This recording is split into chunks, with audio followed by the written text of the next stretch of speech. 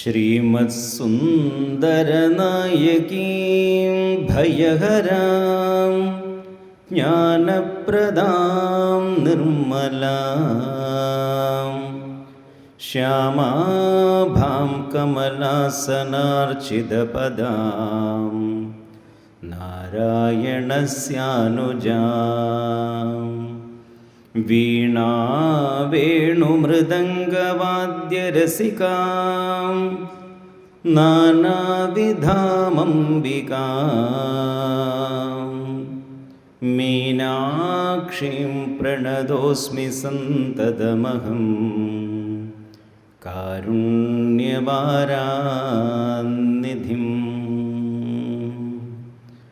മീനാക്ഷീം പ്രണതോസ്മി സന്തതമഹം കാരുണ്യവാരാനിധിം.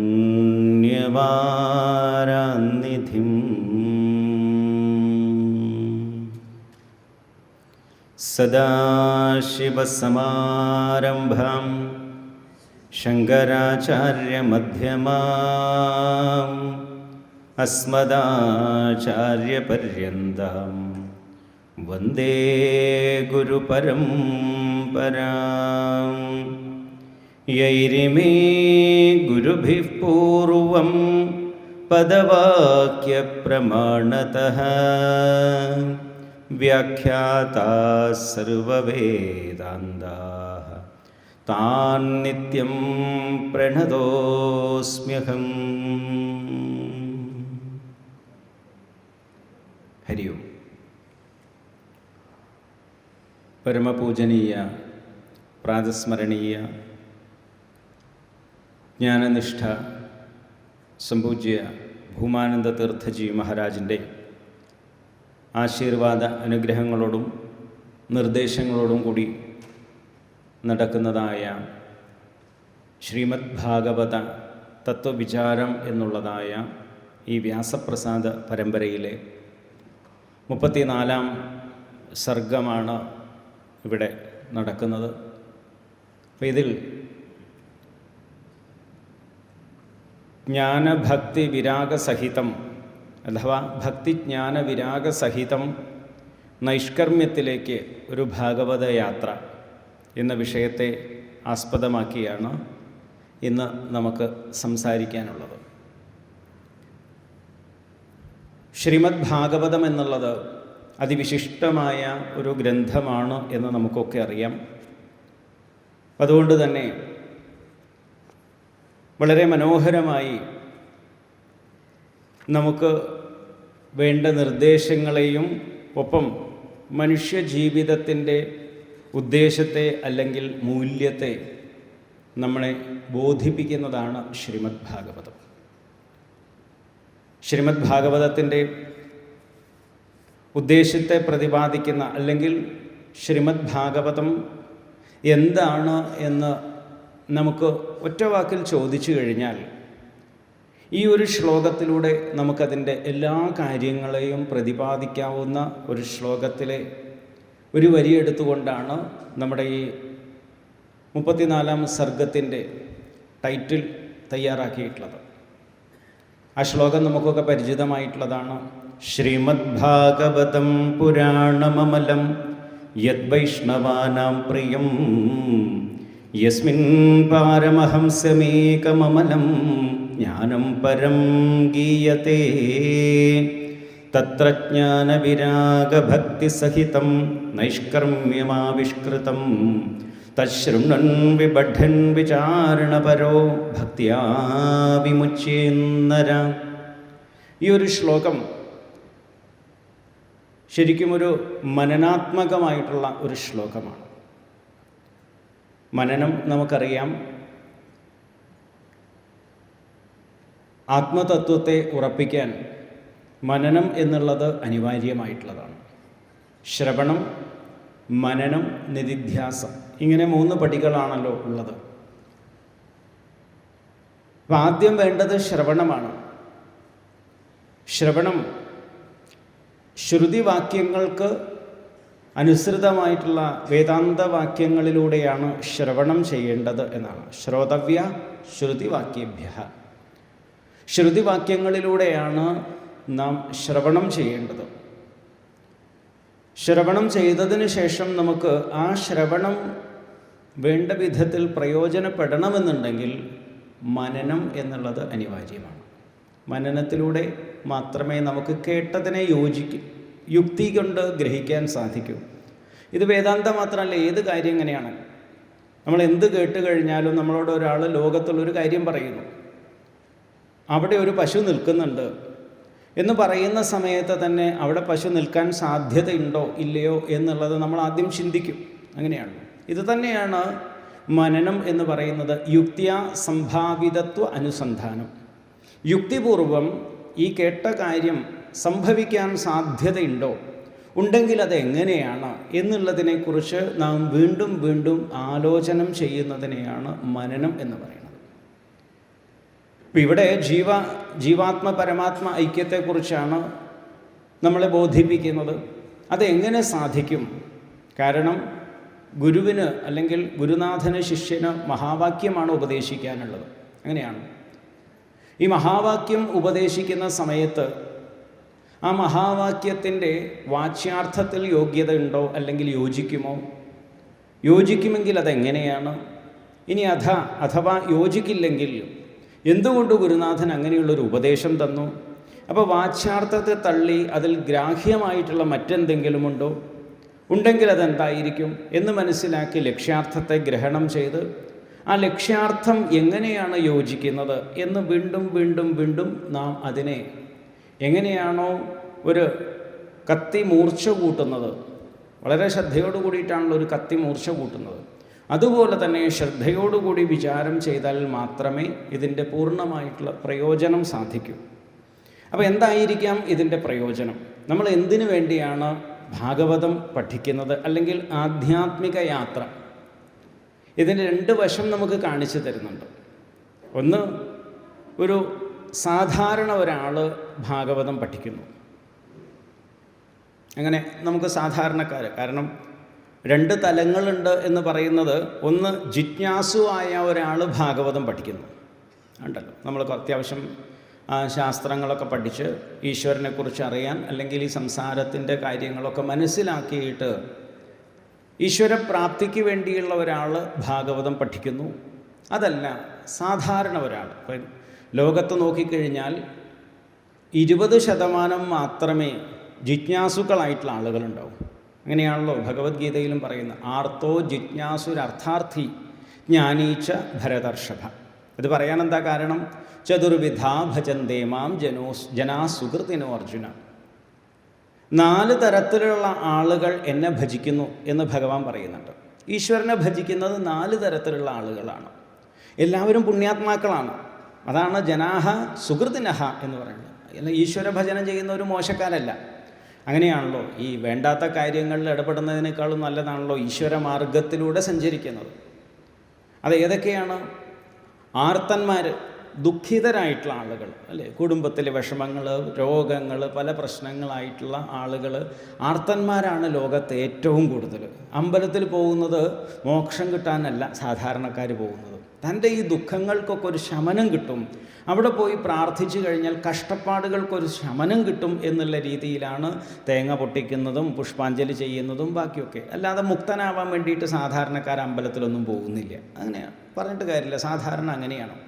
ഏറ്റവും കൂടുതൽ അങ്ങനെയാണ്. രണ്ടാമത്തൊരു വിഭാഗമാണ് അർത്ഥാർത്ഥി, കാശുണ്ടാവാൻ വേണ്ടിയിട്ട്. അതിന് പോയിട്ട് അവിടെ പോയിട്ട് വിളക്ക് പൂജ നടത്തിക്കഴിഞ്ഞാൽ ഐശ്വര്യം ഉണ്ടാവും, എന്നാൽ പിന്നെ പോയേക്കാം എന്ന് പറഞ്ഞിട്ട് നമ്മൾ പൊട്ടിപ്പുറപ്പെടും. അതാണ് എന്നല്ലേ. അങ്ങനെ ഓരോ കാര്യങ്ങൾക്ക് സമ്പത്ത് ഉണ്ടാവാൻ വേണ്ടിയിട്ട്.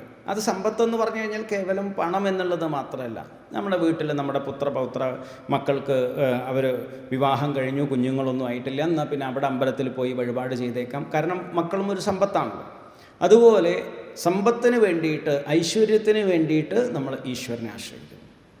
മൂന്നാമതൊരു വിഭാഗമാണ് ജിജ്ഞാസുക്കളായിട്ടുള്ള ആളുകൾ. അർത്ഥോ ജിജ്ഞാസു, അറിയാനുള്ള ആഗ്രഹം കൊണ്ട് ഈശ്വര ഉപാസന ചെയ്യുന്നു. അത് നമുക്കറിയാം, അതിൻ്റെ പെർസെൻറ്റേജ് വളരെ കുറവായിരിക്കും എന്നുള്ളത്. നാലാമത്തെ വിഭാഗമാണ് ജ്ഞാനീച്ച ഭരതർഷഭ. ജ്ഞാനികളായിട്ടുള്ള ആളുകളും ഈശ്വരനെ ഉപാസിക്കുന്നുണ്ട്. അത് വളരെ തുച്ഛമായിരിക്കും. പക്ഷേ ഇവരെല്ലാവരും ശ്രേഷ്ഠരായിട്ടുള്ള ആളുകളാണ്. ക്രമേണ ജീവിതത്തിൽ ഉയർന്നു വരും. അപ്പോൾ അതുകൊണ്ട് നമുക്ക് രണ്ട് കാറ്റഗറി എന്ന് പറഞ്ഞത് ജിജ്ഞാസുക്കളായിട്ടുള്ള ആളുകളും ആർത്തന്മാരായിട്ടുള്ള ആളുകളും, അല്ലെങ്കിൽ നമ്മളെപ്പോലെയുള്ള സാധാരണക്കാരായിട്ടുള്ള ആളുകൾ. അപ്പോൾ ആദ്യം എന്താണ് ഭാഗവതം പഠിച്ചു കഴിഞ്ഞാൽ ഉള്ള ഗുണം എന്ന് ചോദിച്ചു കഴിഞ്ഞാൽ ഭയം നീങ്ങും എന്നാണ് ഒന്നാമത്തതായിട്ടുള്ള പരം. ഭയനിവൃത്തിക്ക് വേണ്ടിയിട്ടാണ് ഈ ശ്രീമദ് ഭാഗവതം പഠിക്കാൻ പറയുന്നത്. അത് വളരെ മനോഹരമായിട്ട് പറയുന്നുണ്ടല്ലോ. ഈ ശ്രീമദ് ഭാഗവതം ബ്രഹ്മദേവനാണ് ഉപദേശിച്ചു കൊടുക്കുന്നത് ഭഗവാൻ, അല്ലേ. ചതുശ്ലോകി ഭാഗവത രൂപത്തിൽ ബ്രഹ്മദേവന് ഉപദേശിക്കുന്നു. ആരാ ഉപദേശിക്കുന്നത്? സാക്ഷാൽ ഭഗവാൻ തന്നെയാണ്. ഭഗവാന്റെ ആ നാഭിയിലെ താമരയിൽ തപസ് ചെയ്തതായിട്ടുള്ള ബ്രഹ്മദേവന് ഭഗവാൻ ഉപദേശിക്കുന്നു ശ്രീമദ് ഭാഗവതം. അതിനെക്കുറിച്ച് മനോഹരമായിട്ട് ദ്വാദശ സ്കന്ധത്തിൽ തന്നെ 13-ാം അധ്യായത്തിൽ പറയുന്നു, ഇദം ഭഗവതാ പൂർവം ബ്രഹ്മണേ നാഭിപങ്കജേ സ്ഥിതായ ഭവഭീതായ കാരുണ്യാ സംപ്രകാശിതം. കാരുണ്യപൂർവം ഭഗവാന് വളരെ വാത്സല്യമാണ്. അങ്ങനെ വാത്സല്യത്തോടു കൂടിയതായിട്ടുള്ള ഭഗവാൻ ബ്രഹ്മദേവന് ഭാഗവതം ഉപദേശിച്ചു കൊടുത്തു. ആ ഉപദേശിക്കാനുള്ള കാരണം എന്തായിരുന്നു എന്നാണെങ്കിൽ, ഭവഭീതായ, ഈ സംസാരത്തിൽ ഭയപരിഭ്രാന്തനായിട്ടാണ് ബ്രഹ്മാവ് ഉണ്ടായത്. സൃഷ്ടിയുടെ ആദ്യത്തിൽ ബ്രഹ്മാവ് പരിഭ്രാന്തനായിരുന്നു. എങ്ങനെയാണ് സൃഷ്ടി നടത്തേണ്ടത് തുടങ്ങിയിട്ടുള്ള ആലോചനയും ഭയവും ഒക്കെ ഉണ്ടായിരുന്നതായ ആ ബ്രഹ്മദേവന് ഭഗവാൻ ചതുശ്ലോകി ഭാഗവതത്തിലൂടെ ഭാഗവതം ഉപദേശിച്ചു. ആ ജ്ഞാനം സ്വീകരിച്ചതായിട്ടുള്ള ബ്രഹ്മാവ് ഭയനിവൃത്തനായി തീർന്നു. പിന്നെ തൻ്റെ കർത്തവ്യ കർമ്മങ്ങൾ അദ്ദേഹം സൃഷ്ടി കാര്യങ്ങൾ ചെയ്യാൻ തുടങ്ങി. അപ്പോൾ അതുകൊണ്ട് തന്നെ സാധാരണ ഒരു വ്യക്തിയെ സംബന്ധിച്ച് എന്തിനാണ് ഭാഗവതം കേൾക്കുന്നതെന്നാണെങ്കിൽ സകല ഭയങ്ങളും നീങ്ങാൻ വേണ്ടിയിട്ടാണ്. അതാണ് നമ്മളൊക്കെ പലതരത്തിലുള്ള ആശങ്കകളും ഭയങ്ങളുമാണല്ലോ നമ്മുടെ ജീവിതത്തെ പിടിച്ച് അലട്ടിക്കൊണ്ടിരിക്കുന്നത്, അല്ലെങ്കിൽ കുലുക്കിക്കൊണ്ടിരിക്കുന്നത്, വിഷമിപ്പിച്ചുകൊണ്ടിരിക്കുന്നത്. ഈ ഭയം എന്തിനെ ആസ്പദമാക്കിയിട്ടാണെന്നാണെങ്കിൽ ശരീരത്തെ ആസ്പദമാക്കിയാണ് ഈ ഭയമെല്ലാം നിലനിൽക്കുന്നത്. അതുകൊണ്ടാണ് മരണഭയം എന്നുള്ളതാണ് ഓരോ ജീവനെയും അലോസരപ്പെടുത്തുന്നത്, ഭയപ്പെടുത്തുന്നത്. എല്ലാ ഭയങ്ങളും പോയി കഴിഞ്ഞ് നോക്കിക്കഴിഞ്ഞാൽ മരണം എന്നുള്ളതായ ആ ഒരു അവസാനത്തെ പോയിന്റിൽ എത്തി നിൽക്കും. നമുക്ക് ഭയമുള്ളതുകൊണ്ട് നമ്മുടെ കുട്ടികൾ മഴയത്തിറങ്ങി കളിക്കുന്നത് കണ്ടു കഴിഞ്ഞാൽ നമ്മൾ പറയും മഴ കൊള്ളരുത്, മഴയത്ത് അലിഞ്ഞു പോകുന്നുള്ളത് കൊണ്ടാണല്ലോ മഴ കൊള്ളരുതെന്ന് പറയണത്. അല്ല, മഴ കൊണ്ടാൽ പനി പിടിക്കും. എന്താ, പനി ലോകത്ത് ആർക്കും വരാറില്ലേ? പനിയൊക്കെ വരാറുണ്ട്. പക്ഷേ പനി വന്നത് കൂടുതലായി കഴിഞ്ഞാൽ ടൈഫോയിഡ് ആവും, അവസാനം ചത്തുപോകും, അല്ലേ? അതാണ്. മരത്തിൻ്റെ മുകളിൽ കയറരുത് എന്ന് പറയും. എന്താ, മരത്തിൻ്റെ മുകളിൽ കയറിയാൽ അവിടെ നിന്ന് അങ്ങോട്ട് ചന്ദ്രനിലേക്ക് പോകുമൊന്നുമില്ല. എങ്ങാനും പിടുത്തം വിട്ട് താഴേക്ക് വീണാൽ കയ്യും കാലും ഓടിയും, ചിലപ്പോൾ മരിച്ചു പോകാനും സാധ്യതയുണ്ട്. ഇങ്ങനെ ഏത് വിഷയത്തിലേക്ക് നോക്കിക്കഴിഞ്ഞാലും മരണഭയം എന്നുള്ളതായ ആ ഒരു പോയിന്റിലേക്കാണ് ഇതെല്ലാം എത്തിക്കുന്നത്. യോഗസൂത്രത്തിൽ അത് വളരെ മനോഹരമായിട്ട് പ്രതിപാദിക്കുന്നുണ്ട്, അല്ലേ? നമുക്കൊക്കെ അറിയാവുന്നതാണ്. അപ്പോൾ ഈ മരണഭയം എന്നുള്ളത് നമ്മുടെ ശരീരത്തിനെ ആസ്പദമാക്കിയിട്ടാണ് നിലനിൽക്കുന്നത്. അതുകൊണ്ടാണ് ദ്വാദശ സ്കന്ധത്തിൽ ബ്രഹ്മോപദേശം നൽകുന്ന സമയത്ത് പശുബുദ്ധി മിമാം ജഹി എന്ന് പറഞ്ഞിട്ട് ശ്രീശുക മഹർഷി പരീക്ഷത്തിനോട് പറയുന്നത്, പരീക്ഷത്തെ ഇത്രയൊക്കെ ഭാഗവത കഥകളെ ഞാൻ അങ്ങേക്ക് പറഞ്ഞു തന്നു, ഇതൊക്കെ കേട്ടിട്ട് ഇനിയും അങ്ങേക്ക് ഞാൻ മരിക്കും എന്നുള്ള ഭയമുണ്ടോ എന്ന് ചോദിക്കുന്നു. അത് ഒരു മൃഗതുല്യമായിട്ടുള്ള ചിന്തയാണെന്നാണ് പറയുന്നത്. അതാണ് പശുബുദ്ധി എന്ന് പറയുന്നത്. ജനിക്കുക, വലുതാവുക, മരിക്കുക, ഇത് സാമാന്യമായിട്ട് എല്ലാ ജീവികളുള്ളതാണ് അല്ലേ. ആഹാര നിദ്ര ഭയമൈഥുനം ച സാമാന്യമേതത് പശുഭിർ നരാണാം. വളരെ മനോഹരമായിട്ടാണ് ആചാര്യൻ പറഞ്ഞിട്ടുള്ളത്. വിശന്നാ ഭക്ഷണം കഴിക്കണം, നമ്മളും കഴിക്കും, പൂച്ചയും കഴിക്കും അല്ലേ. പൂച്ച വിശന്ന് കഴിഞ്ഞാൽ നമ്മുടെ പിന്നാലെ ഇങ്ങനെ നടന്ന് വാലൊക്കെ തട്ടി എന്തെങ്കിലും നമ്മുടെ അടുത്ത് വാങ്ങിക്കും. നായയാണെങ്കിലും പൂച്ചയാണെങ്കിലും കോഴിയാണെങ്കിലും എല്ലാ ജീവികളും വിശന്നാ ഭക്ഷണം കഴിക്കും. വയറ് നിറഞ്ഞാലോ ഉറങ്ങും. നമ്മളാണെങ്കിൽ കസേരയിലിരുന്ന് ഉറങ്ങും അല്ലേ. പൂച്ചയാണെങ്കിൽ സൈഡിലെവിടെയെങ്കിലും പോയി കിടന്നുറങ്ങും. ഇത്രേ വ്യത്യാസമുള്ളൂ. ഉറക്കം എല്ലാവർക്കും ഉണ്ട്. നമ്മൾ പ്രഭാഷണം കേട്ടാൽ ഉറങ്ങാറില്ലേ? സംശയനെ കുറിച്ച് കഴിഞ്ഞാൽ നോക്കിയാൽ മതി, സ്വാഭാവികമായിട്ടുള്ള കാര്യമാണ്. അപ്പോൾ ഉറങ്ങും, അത് മനുഷ്യനും ഉറങ്ങും, പൂച്ചയും നായയും ഒക്കെ ഉറങ്ങും. പക്ഷേ ഒരുപക്ഷെ ഇത്രയും ടെൻഷൻ അടിക്കാണ്ട് ഉറങ്ങണതും ഈ ജീവികളാ തോന്നുന്നുണ്ടല്ലേ. പൂച്ചയൊക്കെ ഉറങ്ങുന്നത് കണ്ടിട്ടില്ലേ? എത്ര ഗംഭീരമായിട്ട് ഉറങ്ങുന്നറിയാം. നമുക്ക് കൊതി തോന്നുന്നതൊക്കെ ഉറങ്ങുന്നത് കണ്ടു കഴിഞ്ഞാൽ. നമ്മൾ ഉറങ്ങാൻ വേണ്ടിയിട്ട് എല്ലാ സാമഗ്രികളും കൊണ്ടുവരും, ഉറക്കം മാത്രം വരില്ല. അതുപോലെ തല്ലാൻ വന്ന പേടി നമുക്കുണ്ട്. ശങ്കരാചാര്യസ്വാമികൾ ബ്രഹ്മസൂത്രത്തിൻ്റെ ഭാഷ്യത്തിൽ പറയുന്ന വളരെ രസകരമായിട്ടുള്ള ദൃഷ്ടാന്തമുണ്ട്. നമ്മൾ പറയും നമ്മളൊക്കെയാണ് വലിയ ബുദ്ധിമാന്മാരെന്ന്.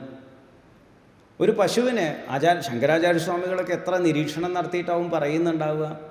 ഒരു പശുവിന് പുല്ല് കാണിച്ചു കൊടുത്തു കഴിഞ്ഞാൽ അത് അടുത്തേക്ക് വരും. അതേസമയം വടി കാണിച്ചാലോ അത് ദൂരേക്ക് പോകും. ഒരു നായയ്ക്കോ വല്ല ബിസ്ക്കറ്റോ എന്തെങ്കിലും കാണിച്ചു കൊടുത്തു കഴിഞ്ഞാൽ പേടിച്ചിട്ടാണെങ്കിൽ അത് പതുക്കെ വാലാട്ടി വരും. അതേസമയം കല്ലെടുത്ത് കൈ പിടിച്ച് കഴിഞ്ഞാൽ അടുത്തേക്ക് വരില്ല. അപ്പോൾ അതിന് അറിയാം അല്ലേ, അതിന് ബുദ്ധിയുള്ളത് കൊണ്ടാണല്ലോ. ഈ പുല്ല് എനിക്ക് തിന്നാനുള്ളതാണെന്ന് ആ പശുവിനറിയാം, അല്ലെങ്കിൽ ബിസ്ക്കറ്റ് തനിക്ക് തിന്നാൻ തരാനുള്ളതാണെന്ന് അതിനറിയാം. അതുകൊണ്ട് പതുക്കെ പതുക്കെ മുമ്പ് അടി കിട്ടിയിട്ടുള്ളത് കൊണ്ട് അത് അത്ര ധൈര്യപ്പെട്ട് വരില്ല എന്ന് മാത്രമേ ഉള്ളൂ. എന്നാൽ കല്ലോ വടിയോ കണ്ടു കഴിഞ്ഞാൽ അത് അടുത്തേക്ക് വരില്ല. അത് തിരിച്ചറിവുള്ളത് കൊണ്ടാണ്. അപ്പോൾ ഭയം. പിന്നെ മൈഥുനം എന്ന് പറഞ്ഞാൽ കുട്ടികളുണ്ടാവുക. പൂച്ചയ്ക്കും മക്കളുണ്ടാവുന്നുണ്ട്, നമുക്കും മക്കളുണ്ടാവുന്നുണ്ട്, അവസാനം മരിച്ചു പോകുന്നുണ്ട്. ഇതെന്തപ്പത്ര വിശേഷത. എല്ലാ ജീവികളും സാമാന്യമായിട്ട് ഇത്രയും കാര്യങ്ങളിൽ ഒരുപോലെയാണ്. ഇതുപോലെയുള്ള പ്രവൃത്തികൾ മാത്രമേ മനുഷ്യൻ ചെയ്യുന്നു എന്നുണ്ടെങ്കിൽ അതിൽ നിന്ന് വ്യത്യാസമൊന്നുമില്ല. എന്നാൽ മനുഷ്യന് വിശേഷമായിട്ടുള്ളൊരു കഴിവ് എന്ന് പറയുന്നത് ആലോചിച്ച് പ്രവർത്തിക്കാനുള്ളൊരു കഴിവുണ്ട്. ഇതാണ് മനുഷ്യനുള്ള പ്രത്യേകത. അതായത് വീണ്ടും വിചാരത്തോടു കൂടി പ്രവർത്തിക്കാം. ഒരു കാര്യം ചെയ്തു കഴിഞ്ഞാൽ അതിൻ്റെ ഭവിഷ്യത്ത് എന്താണ് എന്ന് ആലോചിക്കാനുള്ള കഴിവും ആ പ്രവൃത്തിയെ മാറ്റിമറിക്കാനുള്ള കഴിവും നമുക്കുണ്ട്. ഇപ്പോൾ ഉദാഹരണത്തിന് പറഞ്ഞു കഴിഞ്ഞാൽ ഒരു 50 വർഷം മുമ്പ് അന്നും കാക്കകളുണ്ടായിരുന്നു നമ്മുടെ നാട്ടിൽ. പറക്കണ കാക്കയെ ഉദ്ദേശിച്ച് അല്ലേ. ഈ കാക്കകൾ അന്നും കൂടുണ്ടാക്കിയിരുന്നു.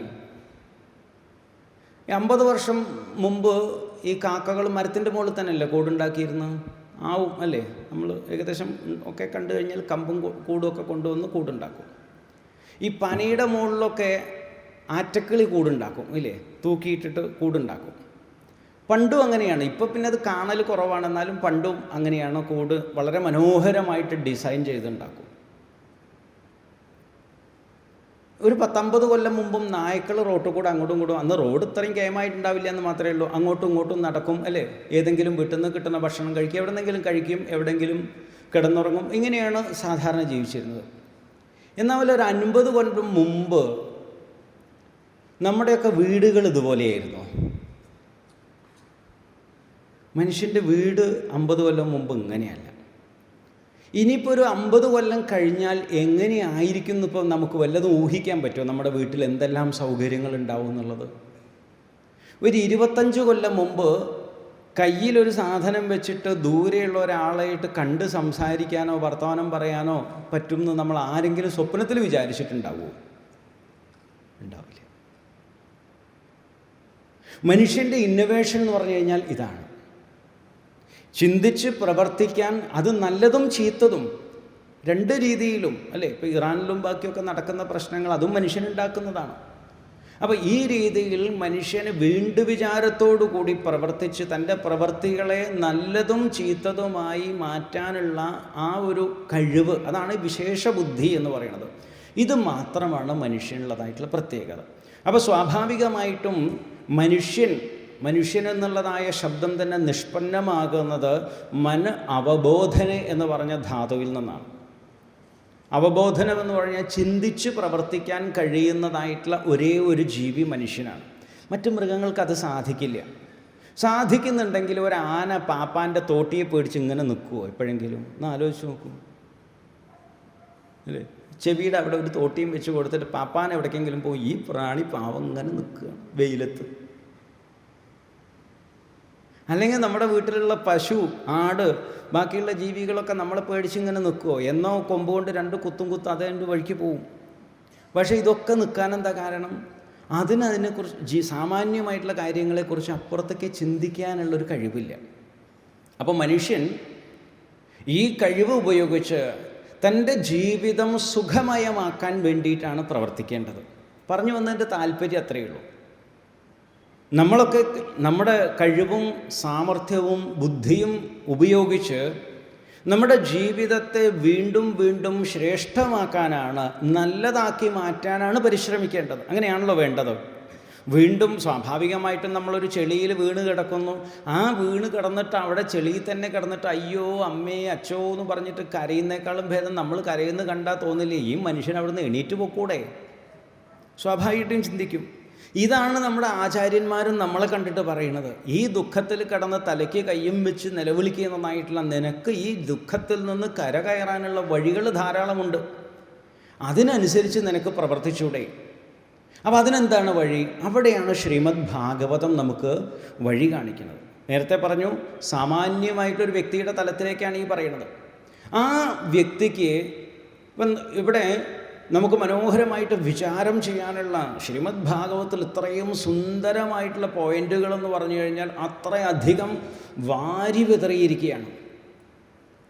വേദവ്യാസ മഹർഷി വെറും സാധാരണ വ്യക്തികളെ ഉദ്ദേശിച്ചാണ് ഈ ഭാഗവതം പറയുന്നത്. അതേസമയം വിദ്വാൻമാർക്കും അതിൽ കൂടുതൽ ആഴങ്ങളിലേക്ക് സഞ്ചരിക്കാൻ സാധിക്കും. അപ്പോൾ സ്വാഭാവികമായിട്ടും നേരത്തെ പറഞ്ഞതായിട്ടുള്ള ആ നമ്മുടെ കഴിവ് ഉപയോഗിച്ച്, വിശേഷബുദ്ധി ഉപയോഗിച്ച് നമ്മൾ ചിന്തിക്കേണ്ടത് എന്തുകൊണ്ട് തൻ്റെ ജീവിതത്തിൽ ഈ വിപരീത അനുഭവങ്ങൾ ഉണ്ടാവുന്നു. ചതുർത്ഥ സ്കന്ധത്തിൽ വളരെ മനോഹരമായിട്ടുള്ളൊരു ചോദ്യം ചോദിച്ച് വിതുരൻ തുടങ്ങുന്നുണ്ട്. സുഖായ കർമാണി കരോതി ലോകഃ നതൈ സുഖം വന്യതു പാരമം വ. മനുഷ്യരെല്ലാവരും സുഖത്തിന് വേണ്ടിയിട്ടാണ് പ്രവർത്തിക്കുന്നത്. മുഴുവൻ സുഖം ഉണ്ടാവണം, കൂടുതൽ സുഖം ഉണ്ടാവണം. സുഖം നമുക്കിപ്പോഴും ഉണ്ട്, എന്നാൽ അത് പോരാ. നമ്മളൊക്കെ അനുഭവിക്കുന്നത് താൽക്കാലികമായിട്ടുള്ള സുഖമാണ് അല്ലേ?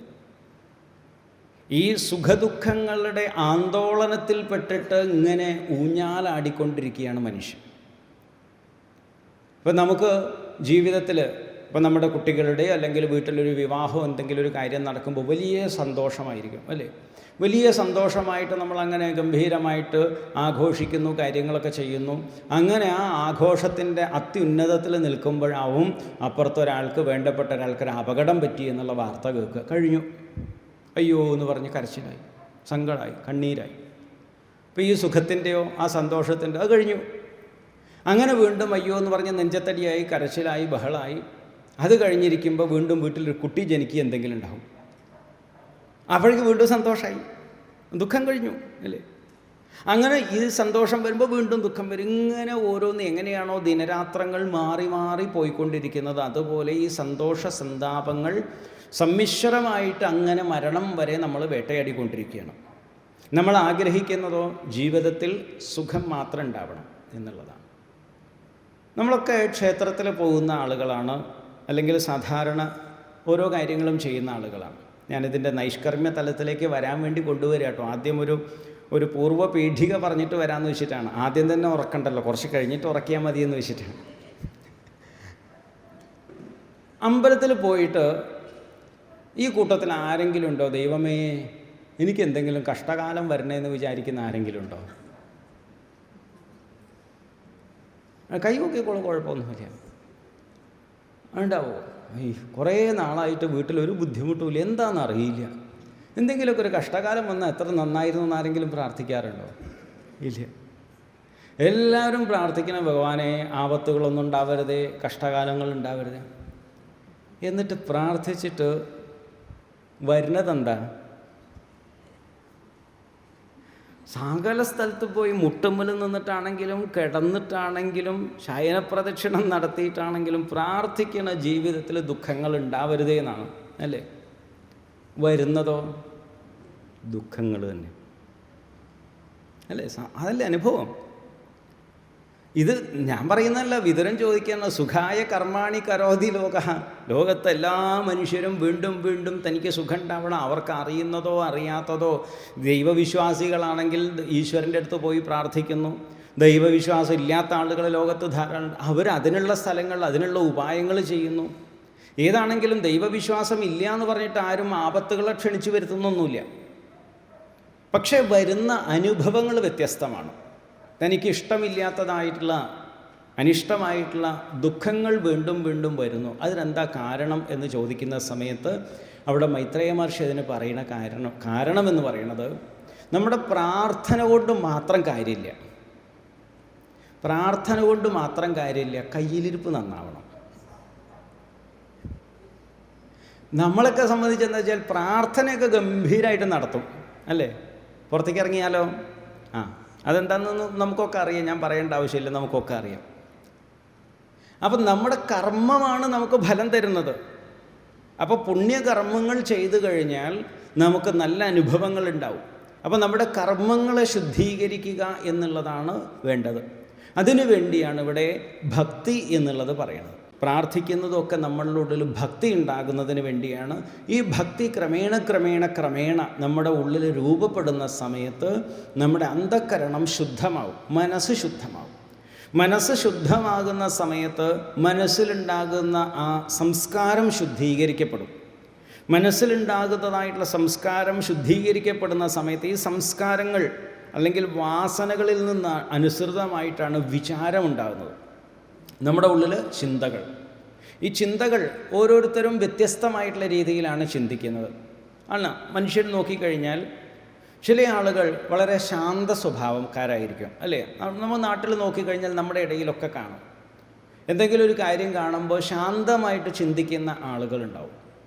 ചില ആളുകൾ ഹൈ ടെമ്പർ ആയിരിക്കും, പെട്ടെന്ന് ദേഷ്യം വരുന്ന ആളുകളുണ്ടാവും. ചില ആളുകൾ ഇതൊക്കെ കഴിഞ്ഞ് രണ്ടെണ്ണം പെരുമാറി കഴിഞ്ഞിട്ടാണ് ആലോചിക്കുക തന്നെ ചെയ്യുള്ളൂ, അല്ലേ? എടുത്ത് ചാടി പ്രതികരിച്ച് കഴിഞ്ഞിട്ട് ആലോചിക്കുന്ന ആളുകളുണ്ട്. എന്താ ഈ വ്യത്യാസത്തിന് കാരണം?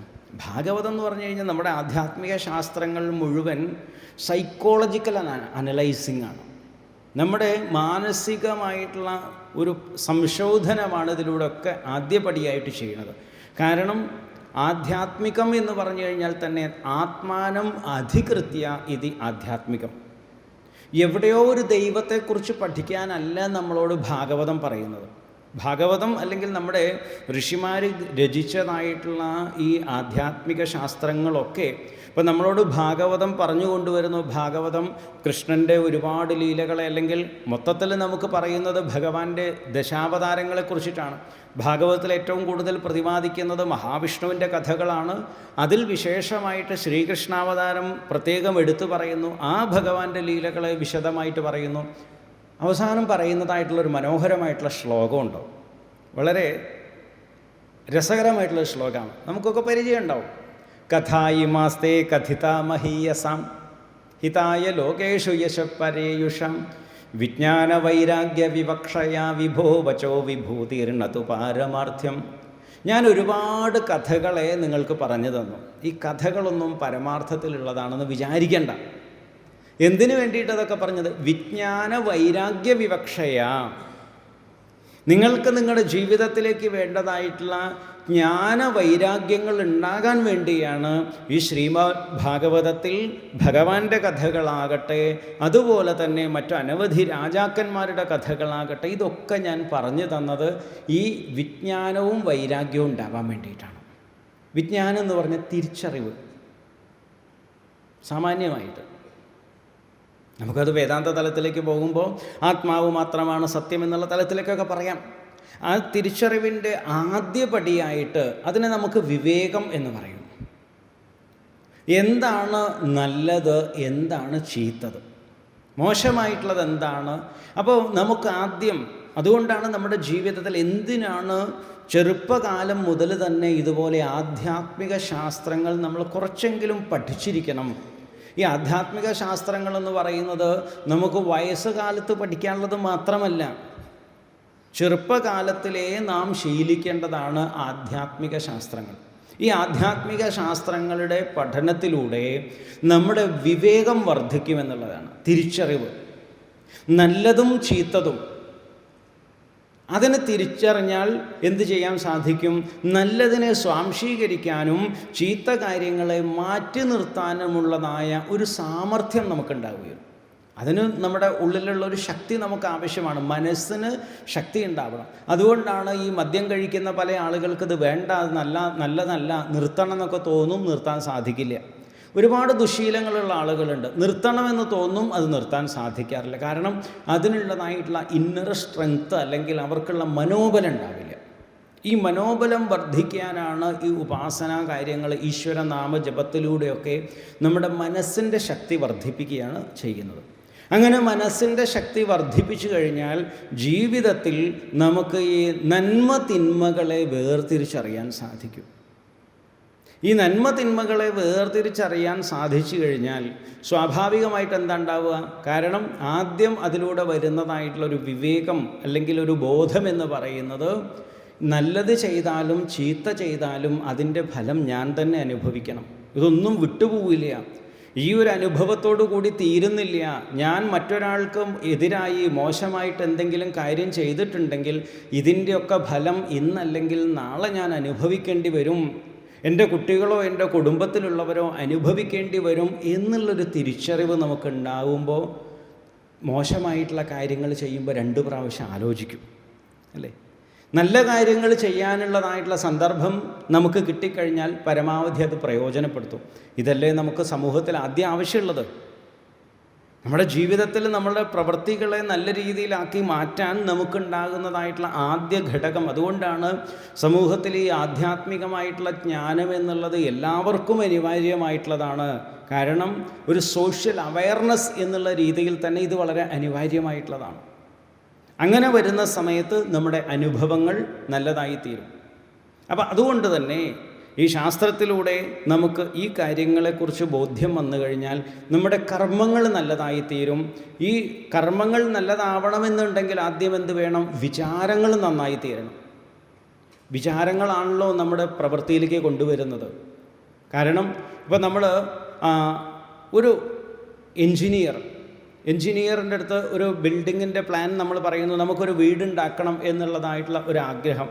നമ്മുടെ ഒരു എൻജിനീയർ അടുത്ത് പോയി പറയുന്നു, നമ്മുടെ ബഡ്ജറ്റിനനുസരിച്ച് ഒരു വീട് വേണം എന്നുള്ള കാര്യങ്ങൾ പറയുന്നു. അപ്പോൾ അതിൻ്റെ കാര്യങ്ങളും മറ്റുമൊക്കെ അദ്ദേഹം ചോദിച്ച് അദ്ദേഹം ഒരു പ്ലാൻ വരയ്ക്കും, അല്ലേ? അങ്ങനെയാണല്ലോ വീടിന് മുന്നോടിയായിട്ടൊരു പ്ലാൻ വരയ്ക്കണം. ഈ പ്ലാൻ പക്ഷേ ആദ്യം രൂപം കൊള്ളുന്നത് എവിടെയാണ്? ഈ എൻജിനീയറുടെ മനസ്സിലാണ്. അയാൾ രൂപകൽപ്പന ചെയ്യുന്നു, ഫ്രണ്ടിൽ എങ്ങനെയുള്ള തൂണായിരിക്കണം ഉണ്ടാവേണ്ടത്, ആ തൂണിന് എന്ത് ഡിസൈൻ വേണം, അതിന് എന്ത് കളറ് കൊടുക്കാം, മൊത്തത്തിൽ. അപ്പോൾ ആ വീട് മൊത്തം അദ്ദേഹം മനസ്സിൽ കാണുകയാണ് ചെയ്യുന്നത്. വീട് പെയിൻറ്റിങ് കഴിഞ്ഞിട്ടുള്ള വീട്, അതിൻ്റെ ഓടിന് എന്ത് കളറടിക്കണം, അല്ലെങ്കിൽ മുകളിലെ ടെറസ് എങ്ങനെയായിരിക്കണം, അതിൻ്റെ കാലുകൾ എങ്ങനെ വേണം, ലൈറ്റ് എവിടെയെല്ലാം വേണം, ഇതൊക്കെ മനസ്സിൽ കണ്ടുകൊണ്ടാണ് അദ്ദേഹം പ്ലാൻ വരയ്ക്കുക, അല്ലേ? എന്നിട്ട് അതിനനുസരിച്ച് അദ്ദേഹം അത് ആ കടലാസിലേക്ക് അതിൻ്റെ ബ്ലൂ പ്രിൻ്റ് തയ്യാറാക്കുന്നു. അത് എന്നിട്ട് നമുക്ക് തരുന്നു. ഇതൊക്കെ എപ്പോഴാണ് നടക്കുന്നത്? പണി തുടങ്ങുന്നതിന് മുമ്പാണ്. അപ്പോൾ ഈ വീട് ആദ്യം ഈ എൻജിനീയറുടെ മനസ്സിൽ രൂപം കൊള്ളുന്നു. മനസ്സിൽ രൂപം കൊണ്ടതായിട്ടുള്ള ഈ വീടിനെ അദ്ദേഹം കടലാസിലേക്ക് പകർത്തുന്നു. അതിൻ്റെ കാലിന് എത്ര ഉയരം വേണം, അതിൻ്റെ ഫ്ലോർ എങ്ങനെയായിരിക്കണം തുടങ്ങി, എത്ര നീളം വേണം, വീട് മൊത്തത്തിൽ എത്ര സ്ക്വയർ ഫീറ്റ് വേണം തുടങ്ങിയിട്ടുള്ള കാര്യങ്ങളൊക്കെ അദ്ദേഹം ആ കടലാസിലേക്ക് പകർത്തുന്നു. പിന്നീട് പ്രവൃത്തിയിലേക്ക് കൊണ്ടുവരുന്നു. അവസാനം അത് കെട്ടി വീടായിട്ട് മാറുന്നു. അപ്പോൾ നമ്മുടെ മനസ്സിൽ രൂപം കൊണ്ട വീടാണ് ഇപ്പോൾ ഈ കാണുന്നത്. അപ്പോൾ ഏത് പ്രവൃത്തിയും നല്ലതാകട്ടെ ചീത്തയാകട്ടെ, ആ കർമ്മം എന്നുള്ളത് രൂപം കൊള്ളുന്നത് നമ്മുടെ മനസ്സിലാണ്. അപ്പോൾ സ്വാഭാവികമായിട്ടും മനസ്സ് എന്നുള്ളതിന് വളരെയധികം പ്രാധാന്യമാണ് നമ്മുടെ ആചാര്യന്മാർ കൊടുത്തിട്ടുള്ളത്. ഈ മനസ്സ് നല്ലതാകുമ്പോൾ മാത്രമേ മനസ്സിലൂടെ വരുന്നതായിട്ടുള്ള ചിന്തകൾ നല്ലതായി തീരൂ. ചിന്തകൾ നല്ലതായി തീരുമ്പോഴാണ് ആ ചിന്തയിൽ നിന്ന് ഉദയം കൊള്ളുന്നതായിട്ടുള്ള പ്രവൃത്തികൾ, കർമ്മം നല്ലതായിട്ട് തീരും. കർമ്മം നല്ലതായാൽ മാത്രമേ, ഈ കർമ്മം അതോടുകൂടി അവസാനിക്കുന്നില്ല, കർമ്മം അതിൻ്റെ ഫലം തരുന്നു. അങ്ങനെയാണല്ലോ. അപ്പോൾ സ്വർഗകാമോ യജേത എന്ന് പറഞ്ഞ് വേദത്തിൽ മന്ത്രമുണ്ട്. മന്ത്രം എന്ന് പറഞ്ഞു കഴിഞ്ഞാൽ, നിങ്ങൾക്ക് സ്വർഗത്തിൽ പോകണമെന്ന് ആഗ്രഹമുണ്ടോ? എന്താ ഈ സ്വർഗത്തിൽ പോകണമെന്ന് ആഗ്രഹിക്കുന്നത്? സ്വർഗത്തിൽ നല്ല സുഖമാണത്രേ, അല്ലേ? നരകത്തിൽ പോകണമെന്ന് ആരെങ്കിലും ആഗ്രഹിക്കുന്നുണ്ടോ? അവിടെയും കാണാൻ കുറേ കാര്യങ്ങളൊക്കെ ഉണ്ട്, പക്ഷെ ആരും ആഗ്രഹിക്കുന്നില്ല, അല്ലേ? ഉണ്ടോ? ഇപ്പോൾ കൈ വെക്കണമെന്നായിട്ട് തോന്നി ഇല്ല, അല്ലേ? കാരണം എന്ന് വെച്ച് കഴിഞ്ഞാൽ അവിടെ ദുഃഖമാണ്, പ്രശ്നങ്ങളാണ്. അപ്പോൾ അതുകൊണ്ട് നരകത്തിൽ പോകാൻ ആഗ്രഹിക്കുന്നില്ല, സ്വർഗത്തിലേക്ക് പോകാൻ ആഗ്രഹിക്കുന്നു. അതിനുള്ള വഴിയായിട്ട് പറയുന്നത് സ്വർഗകാമോ യജേത. സ്വർഗത്തിൽ പോകണമെങ്കിൽ അതിനെ യാഗം ചെയ്യൂ. പക്ഷേ യാഗം ചെയ്ത് കഴിഞ്ഞാൽ തന്നെ പിറ്റേ ദിവസം മരിക്കില്ല. നമ്മൾ എത്ര കാലം ജീവിക്കുന്നുണ്ടോ അത് കഴിഞ്ഞ് നമ്മൾ മരിച്ചതിന് ശേഷം സ്വർഗത്തിൽ പോകുന്നുള്ളതാണ്. കാരണം പിറ്റേ ദിവസം മരിക്കുന്നുണ്ടെങ്കിൽ ആരും യാഗം ചെയ്യില്ല, അല്ലേ? യാഗം ചെയ്ത് കഴിഞ്ഞാൽ പിറ്റേ ദിവസം മരിക്കുമെന്ന് പറഞ്ഞാൽ ആരെങ്കിലും യാഗം ചെയ്യും? ഇല്ല. അപ്പോൾ ഇതിൻ്റെതായിട്ടുള്ള അനന്തരഫലം, ആ സ്വർഗപ്രാപ്തിക്ക് ഹേതുവായിട്ടുള്ളതായ ആ കർമ്മം നമുക്ക് സ്വർഗം നൽകുന്നത് പോലെ, അല്ലെങ്കിൽ നരകപ്രാപ്തിക്ക് ഹേതുവായിട്ടുള്ള കർമ്മം നരകം നമുക്ക്, അല്ലെങ്കിൽ ദുഃഖത്തെ നമുക്ക് നൽകുന്നത് പോലെ തന്നെ എല്ലാ കർമ്മവും അങ്ങനെയാണ്. കർമ്മം രണ്ട് തരത്തിലേ ഉള്ളൂ. ഒന്നുകിൽ പുണ്യകർമ്മങ്ങൾ, അല്ലെങ്കിൽ പാപകർമ്മങ്ങൾ, അല്ലേ? തെറ്റായിട്ടുള്ള പ്രവൃത്തികൾ, നല്ല പ്രവൃത്തി. നല്ല പ്രവൃത്തിയിൽ നിന്ന് നമുക്ക് സുഖം ഈ ലോകത്തോ ഈ ലോകം വിട്ടുകഴിഞ്ഞാലോ കിട്ടുന്നു. ചീത്ത പ്രവൃത്തിയുടെ ഫലമായിട്ട് ദുഃഖം ഈ ജീവിതത്തിലോ അല്ലെങ്കിൽ ശരീരം വിട്ടതിന് ശേഷവും കിട്ടും. അപ്പോൾ അതുകൊണ്ടാണ് ഇത് വലിയൊരു പ്രോസസ്സിംഗ് ആണ് മൊത്തം നടക്കുന്നത്. അതുകൊണ്ടാണ് പരമാവധി നല്ല പ്രവൃത്തികൾ ചെയ്യുക എന്ന് പറഞ്ഞിട്ട് നമ്മുടെ അനുഭവങ്ങൾ നന്നാവാൻ വേണ്ടി പറയും. അങ്ങനെ നമ്മുടെ മനസ്സ് ക്രമേണ ശുദ്ധമായി വന്ന് വരുന്ന സമയത്ത് ക്രമേണ നമ്മൾ ഈശ്വര ഭജനം എന്നുള്ളത്, നമ്മുടെ നാമജപാതി കാര്യങ്ങളാണെങ്കിലും മറ്റു കാര്യങ്ങളിലൂടെ ഈശ്വര ഭജനം എന്നുള്ളതിലേക്ക് നമുക്ക് വരും. ഭജസേവായാം, ഈശ്വരനെ ഭജിക്കുക എന്ന് പറഞ്ഞാൽ ഈശ്വരനെ സേവിക്കുക. അപ്പോൾ ഈശ്വരനോടൊരു പ്രേമം, ഈശ്വരനെ ഭയപ്പെടുകയല്ല വേണ്ടത്. ഈശ്വര ഭയം എന്നുള്ളത് ശരിയായിട്ടുള്ളൊരു പ്രയോഗമല്ല. ഈശ്വരനോടൊരു പ്രേമമാണ് നമുക്കുണ്ടാവേണ്ടത്. കാരണം ഈശ്വരൻ നമ്മളെ ദ്രോഹിക്കില്ല. ഈശ്വരൻ എല്ലാവരോടും സ്നേഹം കാണിക്കുന്ന ആളാണ്, കാരുണ്യം കാണിക്കുന്ന ആളാണ്. അങ്ങനെയുള്ളതായ ഈശ്വരനോട് ഒരു പ്രേമം നമ്മുടെ ഉള്ളിൽ, മനസ്സ് ശുദ്ധമായാലേ വരൂ. അങ്ങനെ വന്നു കഴിഞ്ഞാൽ കുറച്ച് കഴിയുമ്പോഴേക്കും നമുക്ക് ഒരു ബോധം നമ്മുടെ ഉള്ളിൽ വരും. താൻ ദിവസവും നാമം ജപിക്കുന്നുണ്ടെങ്കിൽ, താൻ ആ ഭഗവാന് ദിവസവും ഒരു പുഷ്പമെങ്കിലും സമർപ്പിക്കുന്നുണ്ടെങ്കിൽ, ആ ഭഗവാൻ സദാ തൻ്റെ കൂടെ ഉണ്ടാവും, തൻ്റെ സംരക്ഷണത്തിന്. കാരണം അങ്ങനെയാണല്ലോ, അനന്യാസ് ചിന്തയന്തോ മാം യേ ജനാ പര്യുപാസതേ എന്ന് പറഞ്ഞിട്ടൊക്കെ പറയുന്നു. അനന്യമായിട്ട് ആ ഭഗവാനെ ഭജിച്ചിട്ടുണ്ടെങ്കിൽ, ശ്രദ്ധയോടുകൂടി, പത്രം പുഷ്പം ഫലം തോയം, ഭാഗവതത്തിലൊക്കെ വരുന്ന ശ്ലോകമാണ്. ഒരു പുഷ്പമാകട്ടെ, ഒരു ഇലയാകട്ടെ, ശ്രദ്ധയോടുകൂടി സ്നേഹത്തോടുകൂടി ഭഗവാന് സമർപ്പിച്ചിട്ടുണ്ടെങ്കിൽ ഭഗവാൻ അത് വളരെ സ്നേഹത്തോടു കൂടിയിട്ട് സ്വീകരിക്കും. മാത്രമല്ല, ഭക്തിയുടെ മഹിമയെ കാണിക്കാൻ വേണ്ടിയിട്ടാണ് അംബരീഷിൻ്റെ കഥയൊക്കെ പറയുന്നു. അവിടെ ഭഗവാൻ ദുർവാസാവിനോട് പറയുന്നൊരു കാര്യമുണ്ട്. ഹേ ദുർവാസാവേ, അങ്ങ് വലിയ ഭക്തനാണ്, തപസ്വിയാണ്, ഒക്കെ ശരിയാണ്.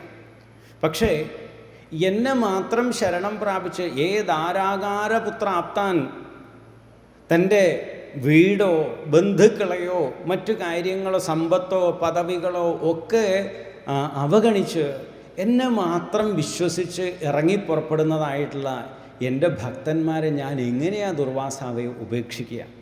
ഞാൻ വിട്ടുകഴിഞ്ഞാൽ പിന്നെ അവർക്ക് ആരാ ഉള്ളത്?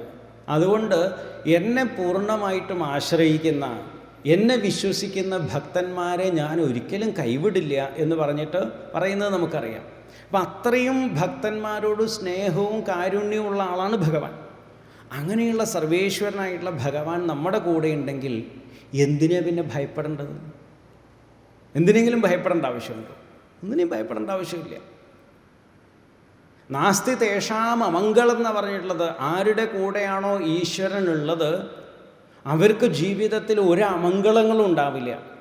ആ ഭഗവാൻ സർവേശ്വരനായിട്ടുള്ള ശ്രീഹരി നമ്മുടെ കൂടെ ഉണ്ടാവണമെങ്കിൽ അതിനുള്ള വഴിയാണ് ദിവസവും കുറച്ച് ഈശ്വരൻ നാമം ജപിക്കുക, അത്രയേ വേണ്ടൂ. നമുക്കൊക്കെ ഒരുപാട് കാര്യങ്ങളുള്ള ആളുകളാണ്. അതുകൊണ്ട് നമ്മുടെ എല്ലാ കാര്യവും മാറ്റിവെച്ച് ഈശ്വര ഭജനത്തിന് ഇറങ്ങണമെന്ന് എവിടെയും പറഞ്ഞിട്ടില്ല. കുറച്ചു സമയമെങ്കിലും. അതുകൊണ്ടാണല്ലോ ശ്ലോകാർദ്ധം ശ്ലോകപാദം ഭാഗവതത്തിൻ്റെ മുഴുവൻ നിങ്ങൾ വായിക്കണമെന്നില്ല. ഒരു ശ്ലോകമെങ്കിലും വായിച്ചൂടെ? അതിൻ്റെ ഒരു പകുതിയെങ്കിലും നിങ്ങൾക്ക് വായിച്ചൂടെ എന്ന് ചോദിക്കാം. അത്രയും ഏറ്റവും താഴ്ന്ന ഒരാളെ അനുഗ്രഹിക്കാൻ പോലും ഭഗവാൻ തയ്യാറായി നിൽക്കുന്നു. അങ്ങനെ ആ ഒരു തലത്തിലേക്ക് വന്നതായിട്ടുള്ള ആളാണ് പിന്നീട് കുന്തിദേവി പറയുന്നത്. നമ്മളൊക്കെ ക്ഷേത്രത്തിൽ നേരത്തെ പറഞ്ഞൊരു കാര്യം, നമ്മളൊക്കെ പോയിട്ട് പറയുന്നു, ഭഗവാനെ ആപത്തുകളില്ലാതെയാക്കി മാറ്റണേ, അല്ലേ, കഷ്ടകാലം വരാതിരിക്കണേ. ആ തലത്തിൽ കുന്തിദേവി പ്രാർത്ഥിക്കുന്ന ഒരു കാര്യം നമ്മൾ കാണുന്നുണ്ടല്ലേ, വിപദ സന്തുനശ്വ തത്ര തത്ര ജഗദ്ഗുരു. ഭഗവാനെ, എൻ്റെ ജീവിതത്തിൽ എത്ര ആപത്ത് വേണമെങ്കിലും വന്നോട്ടെ. എത്ര ബോൾഡായിട്ടുള്ള ഒരു സ്റ്റേറ്റ്മെൻറ്റാണ് അതല്ലേ. എനിക്കിപ്പോൾ ആപത്തിന് ഭയമില്ല. കാരണം ആപത്ത് വരുമ്പോഴൊക്കെ ഞാൻ ഭജിക്കുന്നതായിട്ടുള്ള ആപത് ബാന്ധവനായിട്ടുള്ള ഭഗവാൻ എൻ്റെ കൂടെയുണ്ട്. അപ്പം എനിക്ക് ആപത്ത് വന്നു കഴിഞ്ഞാൽ ബുദ്ധിമുട്ടാർക്കാ? ഭഗവാനാണ്. അപ്പോൾ അങ്ങേക്ക് ബുദ്ധിമുട്ടുണ്ടാവണ്ട എന്നുണ്ടെങ്കിൽ എൻ്റെ ആപത്തുകൾ എനിക്ക് വരാതിരിക്കുക, അത്രയേ ഉള്ളൂ. എനിക്ക് കുഴപ്പമൊന്നുമില്ല. കാരണം എനിക്ക് ആപത്ത് വന്നു കഴിഞ്ഞാൽ ഞാൻ അങ്ങേ തന്നെ വിളിക്കുക. അപ്പം ഭക്തി എന്നുള്ളത് ഒരു സാമാന്യമായിട്ടുള്ള തലത്തിലേക്ക് വരുന്നു. അപ്പോൾ നേരത്തെ പറഞ്ഞതായിട്ടുള്ള കാര്യം ഒരു സാധാരണ തലത്തിലാണ്. ഇനി ക്രമേണ നമുക്ക് നേരത്തെ പറഞ്ഞതുപോലെ കുറച്ച് നമ്മൾ ഭാഗവതം പഠിച്ച് നമ്മൾ കുറച്ചൊരു ഉയർന്ന തലത്തിലേക്ക് വരുന്നതായിട്ടുള്ളൊരവസ്ഥ. അവിടെയാണ് ഈ നൈഷ്കർമ്മ്യം എന്നുള്ളതായിട്ടുള്ള യഥാർത്ഥ തലം. അതുകൊണ്ടാണല്ലോ വിജ്ഞാനസഹിതം നൈഷ്കർമ്മ്യം ആവിഷ്കൃതം തത്രജ്ഞാന വിരാഗഭക്തി സഹിതം നൈഷ്കർമ്മ്യം ആവിഷ്കൃതം. ജീവിതത്തിൽ ആത്യന്തികമായിട്ടുള്ള ലക്ഷ്യം എന്ന് പറയുന്നത് ഈശ്വരപ്രാപ്തിയാണ്. ഈശ്വരപ്രാപ്തി, അതിനാണ് നമ്മളെല്ലാവരും പരിശ്രമിക്കുന്നത്. അപ്പോൾ ചിലപ്പോൾ പറയും, നമുക്കങ്ങനെ ഈശ്വരപ്രാപ്തിയൊന്നും വലിയ താല്പര്യമൊന്നും ഇല്ലല്ലോ, അല്ലേ. മോക്ഷം, ഇടയ്ക്കൊരു തമാശ പറഞ്ഞതുപോലെ, മോക്ഷം വേണമെന്ന് ആഗ്രഹം ആർക്കൊക്കെയുള്ളത്? ബാക്കി ആർക്കും വേണ്ട അല്ലേ? കുഴപ്പമില്ല, ഇപ്പം തന്നെ തന്നാലോ? അങ്ങനെയുണ്ട്. മോക്ഷം വേണം, പക്ഷെ പെട്ടെന്ന് വേണ്ട, അത്രയേ ഉള്ളൂ. നമുക്ക് അവസാനം അല്ലേ, നമുക്ക് പോകുന്ന സമയത്ത് ഇതൊരു ലോക സ്വഭാവമാണ്, അല്ലാണ്ട് അത് കാര്യമായിട്ടുള്ളൊരു കാര്യമാണ്. അപ്പോൾ മോക്ഷം എന്ന് പറഞ്ഞാൽ നമുക്ക് ഈ മോക്ഷത്തിനോട് വലിയ താല്പര്യമില്ലാത്തത് തന്നെ എന്താണെന്ന് വെച്ച് കഴിഞ്ഞാൽ നാളെ മരിക്കുമോ എന്നുള്ളൊരു പേടിയുള്ളത് കൊണ്ടാണ്. മോക്ഷം കിട്ടിയാൽ കുഴപ്പമൊന്നുമില്ല എന്നുള്ള ധാരണ എല്ലാവർക്കും ഉണ്ട്. ഈ മോക്ഷം എന്ന് പറഞ്ഞു കഴിഞ്ഞാൽ ആത്യന്തിക ദുഃഖ നിവൃത്തിയാണ് മോക്ഷം എന്ന് പറയുന്നത്.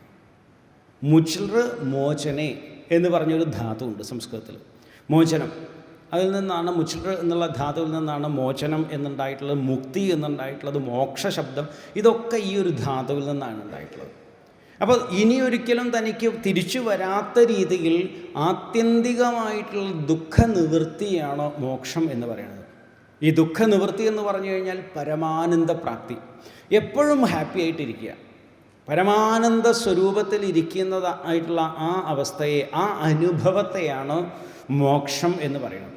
ഈ മോക്ഷം എന്ന് പറയുന്നത് മരിച്ചതിന് ശേഷം ഏതോ ലോകത്ത് പോയിട്ട് നേടേണ്ട ഒരവസ്ഥയല്ല, ജീവിച്ചിരിക്കുമ്പോൾ തന്നെ നേടേണ്ടതായിട്ടുള്ള ഒരവസ്ഥയാണ്. അങ്ങനെ നേടിയ ഒരാളെയാണ് ജീവൻ മുക്തൻ എന്ന് പറയുന്നത്. ജീവിച്ചിരിക്കുമ്പോൾ തന്നെ നമ്മൾ മുക്ത അവസ്ഥയെ പ്രാപിച്ചിട്ടുള്ളതായ ഒരു നില. അപ്പോൾ അതെങ്ങനെ സാധിക്കും?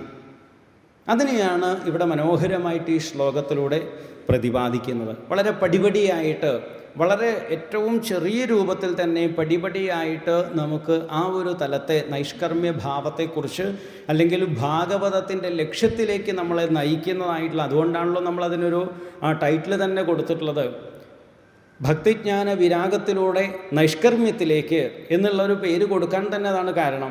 ജീവൻ്റെ ആത്യന്തികമായിട്ടുള്ള ലക്ഷ്യം എന്നുള്ളത് മുക്തി അല്ലെങ്കിൽ മോചനമാണ്.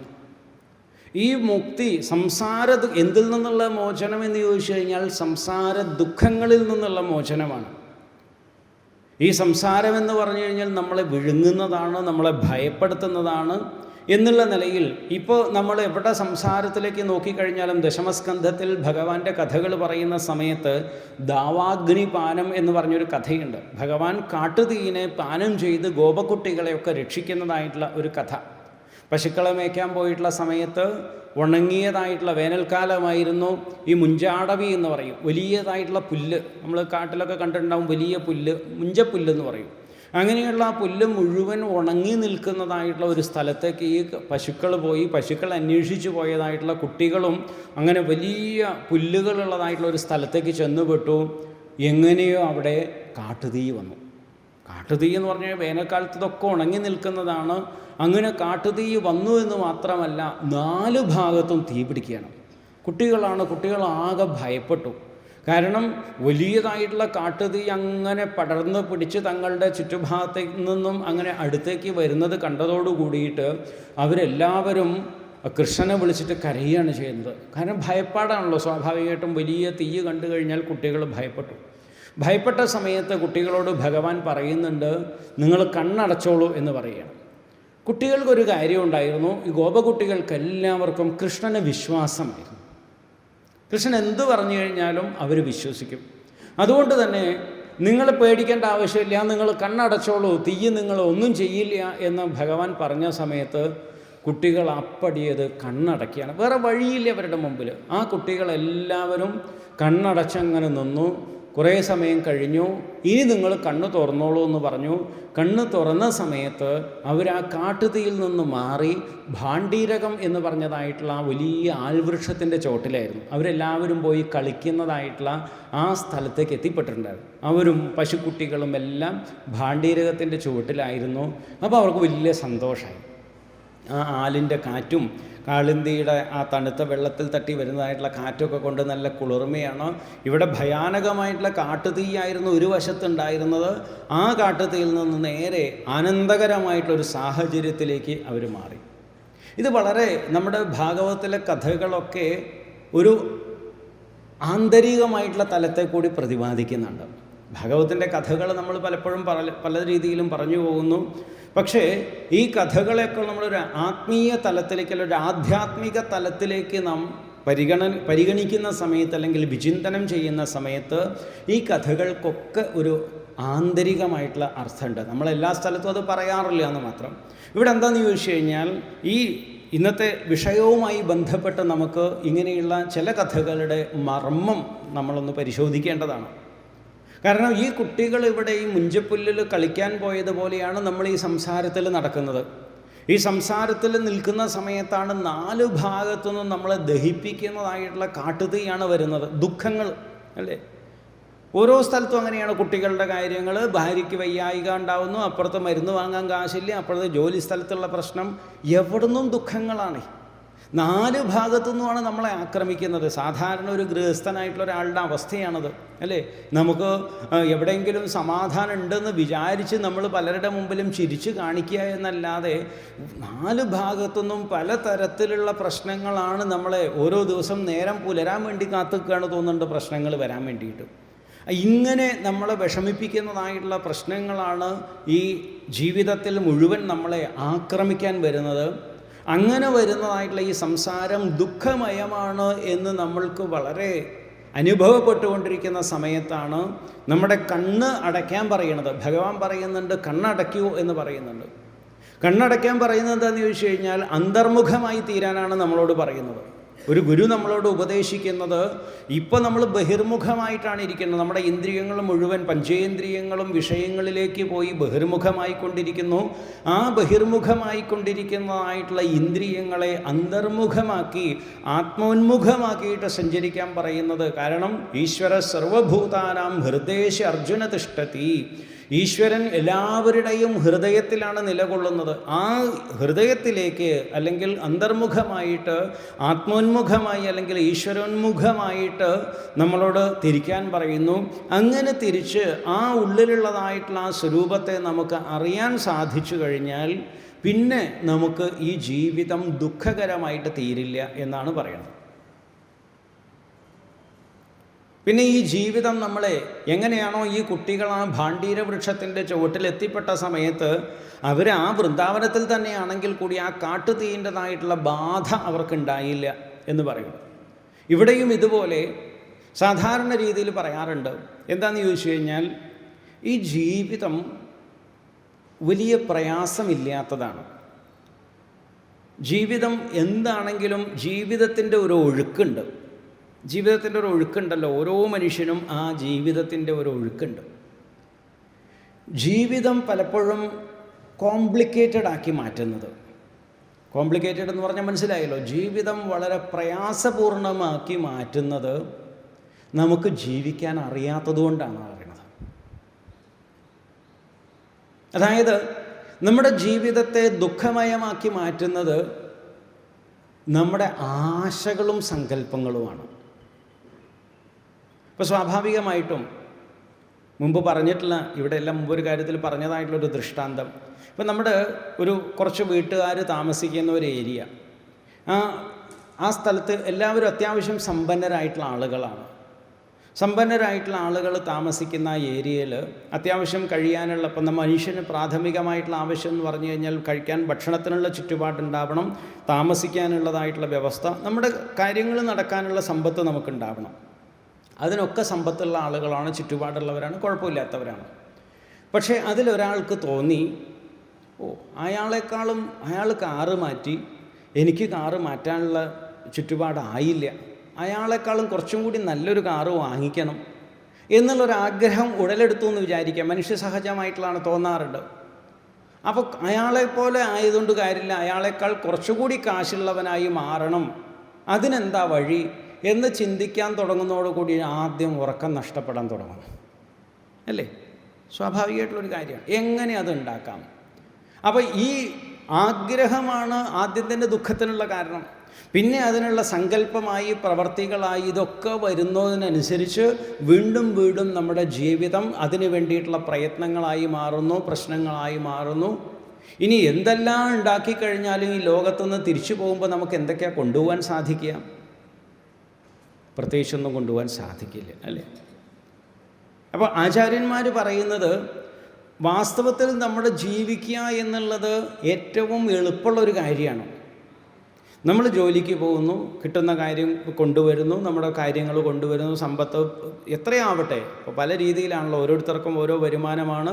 അതിന് വീട്ടിലേക്ക് വേണ്ട സാധനങ്ങൾ വാങ്ങിക്കുക, നമ്മുടെ കാര്യങ്ങൾ ചെയ്യുക, വീട്ടിലുള്ളവരോട് സ്നേഹമായിട്ട് പെരുമാറുക, കുട്ടികളാവട്ടെ, ഭാര്യയാവട്ടെ, ഭർത്താവാവട്ടെ, എല്ലാവരോടും അയൽക്കാരോടൊന്ന് ചിരിച്ചു കാണിക്കുക. മിനിമം, ഒരുപാടല്ല, മിനിമം രീതിയിൽ നമുക്ക് പ്രവർത്തിച്ചൂടെ? എന്തെങ്കിലും പ്രയാസമുണ്ടോ? പക്ഷെ നമുക്ക് സാധിക്കാറുണ്ടോ? നമുക്ക് പലപ്പോഴും സാധിക്കാറില്ല. നമുക്ക് സന്തോഷമായിട്ട് ജീവിക്കുന്നതിന് ആരാ നമുക്ക് തടസ്സം ഉണ്ടാക്കുന്നത്? ആരുമല്ല, നമ്മുടെ മനസ്സാണ് നമുക്ക് പ്രശ്നം ഉണ്ടാക്കുന്നത്, വേറെ ആരുമല്ല. കാരണം നമ്മുടെ മനസ്സിൽ ഈ സങ്കീർണതകൾ ഉള്ളത് കൊണ്ടാണ്, നമ്മുടെ മനസ്സാണ് നമ്മുടെ ജീവിതത്തെ വലിയ കോംപ്ലിക്കേഷൻ ഉള്ളതാക്കി തീർക്കുന്നത് എന്ന് പറഞ്ഞത് നേരത്തെ അതുകൊണ്ടാണ്. അപ്പോൾ ഈ മനസ്സിൽ ഈശ്വരീയമായിട്ടുള്ള ഭാവനകൾ വികസിച്ച് കഴിഞ്ഞാൽ മാത്രമേ മനസ്സിലുള്ളതായ ദുർഗുണങ്ങളും മറ്റു കാര്യങ്ങളും ഒക്കെ നീങ്ങി മനസ്സ് ശുദ്ധമായി തീരും. ആ മനസ്സ് ശുദ്ധമായി തീരാൻ വേണ്ടിയിട്ടാണ് ഭക്തി അനുഷ്ഠാനം നമ്മൾ നേടണം എന്ന് പറയുന്നത്. ഈ ഭക്തി അനുഷ്ഠാനത്തെ അതിൻ്റെ തലത്തിലൂടെ കൊണ്ടുവരുന്ന സമയത്ത്, കാരണം മനസ്സിനെ ശുദ്ധമാക്കാൻ അല്ലെങ്കിൽ അന്ധക്കരണത്തെ ശുദ്ധമാക്കാൻ നമുക്കുള്ള വഴി എന്നുള്ളത് ഭക്തിയാണ്. ഈ ഭക്തിയിലൂടെ ക്രമേണ നമ്മുടെ മനസ്സ് ശുദ്ധമായി വരുംതോറും നമുക്ക് വൈരാഗ്യം എന്നുള്ളത് നമ്മുടെ മനസ്സിലുണ്ടാവും. ഈ വൈരാഗ്യം എന്ന് പറയുന്നത് വിദ്വേഷമോ വെറുപ്പോ അല്ല, നമുക്കൊക്കെ അറിയാം. കാരണം നമ്മൾ ഒരുപാട് സത്സംഗങ്ങൾ കേൾക്കുന്ന ആളുകളാണ്. ഈ വൈരാഗ്യം നമുക്കൊക്കെ ആവശ്യമാണ്. വൈരാഗ്യം ഏതെങ്കിലും സന്യാസിമാർക്കോ യോഗിമാർക്കോ അല്ലെങ്കിൽ ആധ്യാത്മികമായിട്ട് ആശ്രമങ്ങളിലോ മഠങ്ങളിലോ ജീവിക്കുന്ന ആളുകൾക്ക് മാത്രമേ വൈരാഗ്യം ആവശ്യമുള്ളൂ. നമ്മൾ സാധാരണ സ്ഥിരം പറയുന്ന ഒരു സംഭാഷണമുണ്ട്, ഞങ്ങളൊക്കെ സാധാരണക്കാരല്ലേ, ഗൃഹസ്ഥരല്ലേ, ഞങ്ങളൊക്കെ സാധാരണക്കാർ. അതിവിടെ നടക്കില്ല എന്നുള്ളതാണ്. കാരണം ഇത് ഏറ്റവും കൂടുതൽ വേണ്ടത് സാധാരണക്കാർക്കാണ്. അപ്പോഴാണ് എന്താണ് വൈരാഗ്യം എന്ന് ചോദിച്ചു കഴിഞ്ഞാൽ പറയണത് വിഗതഃ രാഗഃ വിരാഗഃ. വിഗതമായിട്ടുള്ള രാഗത്തെയാണ് വിരാഗം എന്ന് പറയുന്നത്. വിരാഗസ്യ ഭാവഃ വൈരാഗ്യഃ എന്നുള്ളത് അല്ലേ. വിഗതമായിട്ടുള്ള രാഗം, രാഗം എന്ന് പറഞ്ഞാൽ ആസക്തി, അങ്ങനെയാണല്ലോ. വിഷയങ്ങളോടുള്ള അമിതമായിട്ടുള്ള ആസക്തിയാണ് രാഗം എന്ന് പറയുന്നത്. കാരണം സാമാന്യമായിട്ടുള്ളൊരു ആസക്തി, ജീവിക്കാൻ വിഷയങ്ങൾ വേണം, അതിനൊരു രാഗമെന്ന് പറയാൻ പറ്റില്ല അല്ലേ. വിശന്നാ ഭക്ഷണം കഴിക്കണം, ആഹാ നിനക്ക് ആഗ്രഹം ഉണ്ടല്ലേ എന്ന് ചോദിക്കാൻ പറ്റുമോ? ദാഹിച്ച് വെള്ളം കുടിക്കാൻ, നീ വിഷയലമ്പടനാണല്ലേ എന്നൊരു ഗ്ലാസ് വെള്ളം കുടിക്കാൻ പോകുന്നവരോട് ആരോടെങ്കിലും ചോദിക്കുമോ? ഇല്ല. അതേ സമയത്ത് ദാഹിച്ചു കഴിഞ്ഞാൽ എനിക്ക് ഇന്നത് തന്നെ വേണമെന്ന് പറഞ്ഞ പ്രശ്നമാണ്, അത് ശരിയല്ല. ഇത്രയുള്ളൂ കാര്യം. അപ്പോൾ ജീവിതത്തിലൊരു നിയന്ത്രണം ഉണ്ടാവുക എന്നുള്ളതാണ്, അതെല്ലാവർക്കും ആവശ്യമില്ലേ. ഈ നിയന്ത്രണം ഇല്ലാതെ ആകുമ്പോഴാണ് നമ്മുടെ ജീവിതം പിടുത്തം വിട്ടു പോകുന്നത്, കയ്യിൽ നിന്ന് പോകുന്നത്. അപ്പോൾ വിരാഗം അല്ലെങ്കിൽ വൈരാഗ്യം എന്ന് പറയുന്നത് എല്ലാവർക്കും ആവശ്യമാണ്. അനിയന്ത്രിതമായിട്ട് വിഷയങ്ങളിലേക്ക് പോകുന്നതായിട്ടുള്ള നമ്മുടെ ഇന്ദ്രിയങ്ങളെയും മനസ്സിനെയും നമുക്ക് നിയന്ത്രിക്കാൻ സാധിക്കുക, അത് ഭക്തി കൊണ്ട് മാത്രമേ സാധിക്കൂ. നേരത്തെ പറഞ്ഞു, ഭക്തി കൊണ്ട് മനസ്സ് ശുദ്ധമാകുന്ന സമയത്ത് നമുക്ക് ആവശ്യമുള്ളതും ആവശ്യമില്ലാത്തതുമായിട്ടുള്ള കാര്യങ്ങളെ നമുക്കൊന്ന് അനലൈസ് ചെയ്യാൻ സാധിക്കും. അനലൈസ് ചെയ്ത് കഴിഞ്ഞാൽ നമ്മുടെ മനസ്സിനൊരു നിയന്ത്രണം, ബ്രേക്ക് നമ്മുടെ കയ്യിൽ ഉണ്ടാവും എന്നുള്ളതാണ്. ഇപ്പം മനസ്സ് നമ്മളെ വലിച്ചു കൊണ്ടുപോകും, അങ്ങോട്ട് പോവുക ഇങ്ങോട്ട് പോവുക എന്ന് പറഞ്ഞ് മനസ്സിൽ വിഷയചിന്തകൾ വളരെയധികം വരും. ആ മനസ്സിനെ നമുക്കൊരു നിയന്ത്രണത്തിലേക്ക് കൊണ്ടുവന്നു കഴിഞ്ഞാൽ വൈരാഗ്യം എന്നുള്ളതായ ഒരു തലത്തിലേക്ക് വരും. വിഗതമായിട്ടുള്ള രാഗമാണ് വൈരാഗ്യം എന്ന് പറഞ്ഞു. അതിൻ്റെ ഒരു മൂർധന്യ അവസ്ഥ ഈ എല്ലാറ്റിനും അങ്ങനെയുണ്ടല്ലോ, മിനിമം, മീഡിയം, എക്സ്ട്രീം. എല്ലാറ്റിനും, ഭക്തിക്കും ജ്ഞാനത്തിനും വൈരാഗ്യത്തിനും എല്ലാറ്റിനും ഉണ്ട് minimum level, medium level, extreme level. ഈ 3 തലങ്ങൾ നമുക്ക് എല്ലാറ്റിനും കാണാം. അപ്പോൾ മന്ദമധ്യം ഉത്തമ ഭാവങ്ങളെന്ന് നമുക്ക് സംസ്കൃതത്തിൽ പറയാം. സാധാരണ പെട്ടെന്ന് മനസ്സിലാവാൻ വേണ്ടി ഇങ്ങനെ പറഞ്ഞു എന്നേ ഉള്ളൂ. അപ്പോൾ ഈ വൈരാഗ്യം എന്നുള്ളത് സാമാന്യമായിട്ടുള്ളൊരു തലത്തിൽ ഇങ്ങനെ വന്നു കഴിഞ്ഞാൽ നമ്മളതിനെ കുറച്ചുകൂടി ശുദ്ധീകരിച്ച് കൊണ്ടുവന്നു കഴിഞ്ഞാൽ ഈശ്വരൻ മാത്രമാണ് സത്യം എന്നുള്ളതും ഈ പ്രപഞ്ചത്തിൽ നമ്മൾക്ക് ജീവിക്കുന്ന കാലത്തോളം ആവശ്യമുള്ളതിനെ മാത്രം സ്വീകരിക്കുക എന്നുള്ളതായൊരു തലത്തിലേക്ക് നാം പരിവർത്തനപ്പെട്ടു വരും. ജീവിക്കുന്ന സമയത്ത് നമുക്ക് ലോക വിഷയങ്ങൾ ആവശ്യമാണ് അല്ലേ. നമ്മൾ ജീവിക്കുന്ന സമയത്ത് ഭക്ഷണമാവട്ടെ, പാർപ്പിടമാവട്ടെ, മറ്റു കാര്യങ്ങളാകട്ടെ, അല്ലെങ്കിൽ നമുക്ക് വസ്ത്രമാകട്ടെ, എല്ലാം നമുക്ക് ആവശ്യമാണ്. പക്ഷേ ഏറ്റവും മിനിമമായിട്ടുള്ളൊരു തലത്തിൽ നമ്മളത് സ്വീകരിച്ച് പൂർണ്ണമായിട്ടും ഈശ്വരൻ മാത്രമാണ് സത്യം എന്നുള്ള ആ ഒരു ബോധത്തിലേക്ക് നമുക്ക് ഉയരാൻ സാധിക്കും, വൈരാഗ്യത്തിൻ്റെ ഒരു ഉയർന്ന തലത്തിലേക്ക്. അങ്ങനെ വരുമ്പോഴേക്കും ജ്ഞാനം എന്നുള്ളതായ ഒരു തലത്തിലേക്ക് നാം പരിവർത്തനപ്പെടും. ഈ വൈരാഗ്യം എന്നുള്ളതിൻ്റെ കൂടെ തന്നെയാണ് ജ്ഞാനവും വർദ്ധിക്കും. ഈ ജ്ഞാനം വർദ്ധിക്കുന്ന സമയത്ത് ഇതിൻ്റെ ഒരു യാഥാർത്ഥ്യമായിട്ടുള്ള തിരിച്ചറിവുകൾ നമുക്കുണ്ടായിത്തീരും. എന്തിനു വേണ്ടിയിട്ട് നമ്മൾ ഈ വിഷയങ്ങളെ ഒഴിവാക്കണം, എന്തിനു വേണ്ടി നാം ഈശ്വരനെ ഭജിക്കണം, ആരാണ് ഈശ്വരൻ? വദന്തി തത്വവിദഃ തത്വം യജ്ഞാനമദ്വയം ബ്രഹ്മേതി പരമാത്മേതി ഭഗവാനിതി ശബ്ദത എന്നൊക്കെ പറയുന്നുണ്ട്. തത്വജ്ഞാനികളായിട്ടുള്ള ആളുകൾ പറയുന്നുണ്ട്, ആ പരമവസ്തു, അതിനെ, ആ സത്യവസ്തു, സത്യം പരം ധീമഹി എന്ന് പറഞ്ഞിട്ട് ഭാഗവതത്തിൻ്റെ ആരംഭത്തിൽ തുടങ്ങുന്നു. അതുതന്നെയാണ് ജന്മാദ്യസ്യ യതഃ എന്ന് പറഞ്ഞിട്ട് പറയുന്നുണ്ട് അല്ലേ. എവിടെ നിന്നാണോ ഈ പ്രപഞ്ചം മുഴുവൻ ഉണ്ടായത്, ഏതിലാണോ ഇത് നിലനിൽക്കുന്നത്, ഏതിലാണോ വിലയം പ്രാപിക്കുന്നത്, ഇതിനൊക്കെ കാരണഭൂതമായിരിക്കുന്നതായ വസ്തു, അതാണ് പരമാത്മാവ്. അതിന് ഭഗവാൻ എന്ന് പറയുന്നു, ബ്രഹ്മം എന്ന് പറയുന്നു, ഇങ്ങനെ പല പേരിൽ പറയുന്നു. ആ ഭഗവാന്റെ സ്വരൂപം എന്താണ്? സത്യം ജ്ഞാനം അനന്തം ബ്രഹ്മ. അത് സത്യമാണ്, ത്രികാലങ്ങളിലും മാറ്റമില്ലാതെ നിൽക്കുന്നതായിട്ടുള്ള പരമവസ്തു അത് തന്നെയാണ്, അത് സത്യമാണ്, അത് ആനന്ദസ്വരൂപമാണ്. ആ ആനന്ദസ്വരൂപമായിട്ടുള്ള പരമാത്മാവിൻ്റെ ആനന്ദത്തിൻ്റെ ഒരംശമെടുത്തുകൊണ്ടാണ് എല്ലാ ജീവികളും ആനന്ദികളായി തീരുന്നത് എന്നൊക്കെ മനസ്സിലാക്കി കഴിഞ്ഞാലാണ് ഈ ഈശ്വരൻ എന്നുള്ളത് താൻ നേടേണ്ടതായ വസ്തുവാണ്. ആ നേടേണ്ട വസ്തുവാണ് എന്ന് വരുമ്പോഴാണ് ഇത് എങ്ങനെ നേടും, എവിടെ പോയി കഴിഞ്ഞാൽ നേടും, ഈശ്വരനെ നേടാൻ എവിടേക്കാണ് പോകേണ്ടത്, ഈശ്വരനെ അറിയാൻ എവിടേക്കാണ് പോകേണ്ടത് എന്നുള്ളത് വരുമ്പോഴേക്കാണ് ജ്ഞാനത്തിൻ്റെ അടുത്ത പടിയിലേക്ക് പ്രവേശിക്കുക. നേരത്തെ പറഞ്ഞല്ലോ, ജ്ഞാനത്തിനുമുണ്ട് ഈ മന്ദമധ്യമ ഉത്തമമായിട്ടുള്ള തലങ്ങൾ. അവിടേക്ക് വരുമ്പോഴാണ് നമുക്ക് ഈ ഒരു തിരിച്ചറിവിലേക്ക്, അവിടെ ഭാഗവതത്തിൻ്റെ ഏകാദശ സ്കന്ധത്തിലേക്കൊക്കെ വരുന്ന ഉപദേശങ്ങൾ അവിടെയാണ് വരുന്നത്. അവിടെ വരുമ്പോൾ പറയുന്നു ഈശ്വരൻ എന്നുള്ളത് നമ്മുടെ ഉള്ളിൽ തന്നെയാണ്.